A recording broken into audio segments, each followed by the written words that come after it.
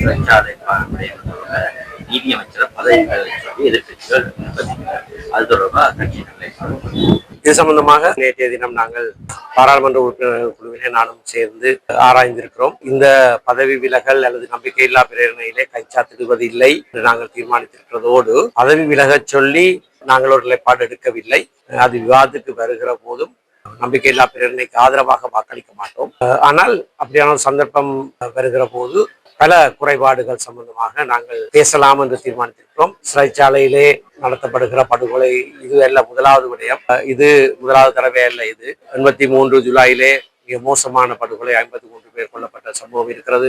பிந்தினுவேவிலே இருக்கிறது. இந்த விடயங்கள் எல்லாவற்றையும் ஒட்டுமொத்தமாக நாங்கள் பார்க்க வேண்டும். இந்த விடயத்திலே தார்மீக பொறுப்பை நீதியமைச்சர் ஏற்றிருக்கிறார். ஆனால் தார்மீக பொறுப்பை ஏற்று அவர் ராஜினாமா செய்ய வேண்டும் என்கின்ற நிலைப்பாட்டிலே நாங்கள் இல்லை.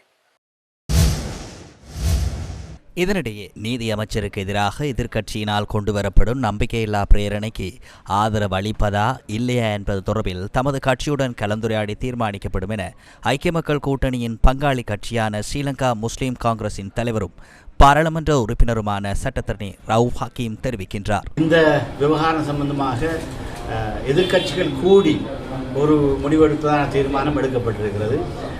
அந்த முடிவை எங்களுக்கு நாங்கள் எல்லோரும் கூடி எடுத்த பிற்பாடு சம்பந்தமான ஒரு கூட்டான முடிவை எடுப்பதுதான் நல்லது என்று நாங்கள் நினைக்கிறோம்.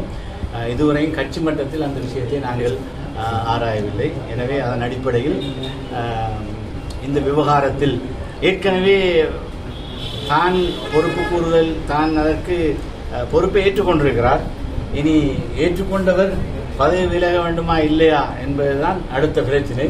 அது சம்பந்தமாக எதிர்கட்சிகள் கூடி எடுக்கிற தீர்மானத்தோடு நாங்களும் கட்சி மட்டத்தில் முடிவுகள் எடுத்து அதை நாங்கள் அறிவிப்போம். ஸ்ரீலங்கா முஸ்லிம் காங்கிரசின் அம்பாறை மாவட்ட காரியாலயத்தினை கல்முனையில் திறந்து வைத்ததன் பின்னர் ஊடகவியலாளர் எழுப்பிய கேள்விக்கு பதிலளிக்கும் போதே அவர் இவ்வாறு தெரிவித்தார்.